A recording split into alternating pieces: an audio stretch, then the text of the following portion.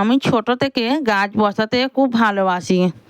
আর আমি এই গ্লাসে বসাবো মানি প্ল্যান্ট গাছ, আর পাথরগুলো আমি বাইরে থেকে তুলে এনেছি। আর এর মধ্যে জল দিয়ে আর গাছটা বসিয়ে দেবো। এবার গাছটা বসিয়ে দিয়ে একটা সুন্দর জায়গায় আমি রাখবো।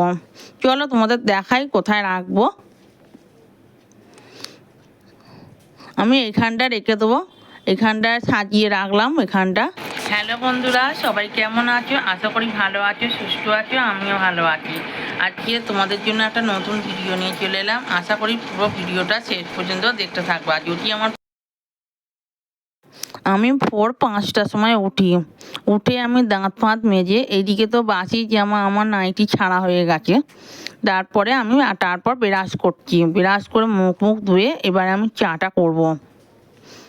চা পা করে এবারে বরকে দেবো, আমিও খাবো। বর তো চান করে সেই ঘরে ঢুকেছে, আর বরকে চা দেবো। কারণ আমি আগে খেয়ে নিচ্ছি চাটা, কারণ আমি তো রান্না করতে যাব তাড়াতাড়ি করে। তবে আজকে শরীরটা খুব খারাপ, আর খুব একটা ভালো নেই। যাই হোক, এবার আস্তে আস্তে আমি কাজ করব। এবার রান্না করতে যাব। চিংড়ি মাছটা আমি ভেজে নিচ্ছি ভালো করে। আজকে করব পটল আলু দিয়ে চিংড়ি মাছের ঝাল। এবারে দেখো বন্ধুরা, এখানে পটল আলু পেঁয়াজ আদা রসুন জোগাড় করে রেখেছি, আর চিংড়ি মাছটা ভাজা হয়ে গেছে। এবারে আমি চিংড়ি মাছটাকে আমি তুলে নেব। চিংড়ি মাছটা একটু কম হয়ে গেছে, বড় বড় আছে চিংড়ি মাছটা। আর তারপরে আমি কিভাবে পটল আলু দিয়ে চিংড়ি মাছের ঝাল করব, আশা করি পুরো ভিডিওটা একটু দেখবেন। প্রথমে আমি পটল আলু একসাথে ভেজে ভালো করে লাল লাল করে নেব। আলুগুলো লাল লাল হলে তবে তাড়াতাড়ি সেদ্ধ হয়ে যাবে। তো প্রেসারে সেদ্ধ করতেই লাগে না। আর পেঁয়াজটা আমি দিয়ে দিলাম। এদিকে দেখতে পাচ্ছি পটল আলুটা লাল লাল হয়ে গেছে, তারপরে আমি পেঁয়াজটা দিয়েছি।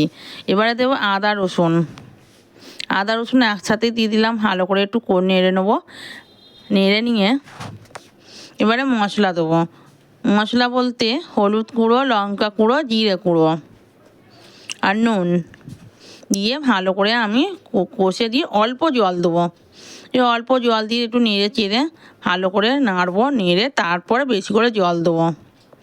তবে আমার পটল আলু তরকারি করতে বেশি সময় লাগে না, হয়ে গেল তাড়াতাড়ি। এবারে চিংড়ি মাছটা দিয়ে দিলাম, কারণ আলুটা সেরকম সেদ্ধ হয়ে গেল। চিংড়ি মাছটা আমি দিয়ে দিয়েছি। এবারে গরম মশলা দিয়ে নাবিয়ে নিলাম। কেমন হয়েছে তোমরা তো দেখে কমেন্ট করবে। এবারে আমার স্বামী ভাতটা বাড়বো, আর আমার বর তো এক তরকারি ভাত দিলে খুব খেয়ে নেয়, কোনো ঝামেলাই নেই। আর তারপর বরের এক তরকারি ভাত দিলে বর খেয়ে নেয়, কোনো ঝামেলাই নেই। এবার বরের টিফিনটা আমি দিয়ে দিলাম। এবারে দেখো বন্ধুরা, আর আমার বরকে দিয়ে দিলাম। বর এবার বেরিয়ে যাবে তাড়াতাড়ি করে, বরমশাই কাজে বেরিয়ে যাচ্ছে। এবার দেখো বন্ধুরা, তাড়াতাড়ি কাজে বেরিয়ে যাচ্ছে। এবার আমি বাকি কাজগুলো যখন পড়ে আছে, বাকি কাজগুলো আমি করে নেব। এবারে দেখো আমার শ্রাবণ মাসটা পড়ে যাচ্ছে। এবার আমি সবুজ চুড়িটা পরে নিলাম, আগে থেকেই আমি পরে নিলাম। তবে অল্প করে চুড়ি পরেছি, কারণ বাসন মাজলে ঘর মুছলে চুড়িটা ভেঙে যাবে।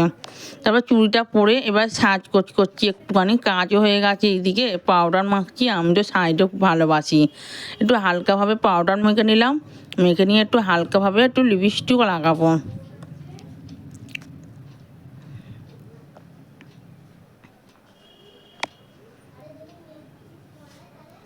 হালকাভাবে লিপস্টিক লাগালাম। আমি এইভাবেই সাজতে খুব ভালোবাসি।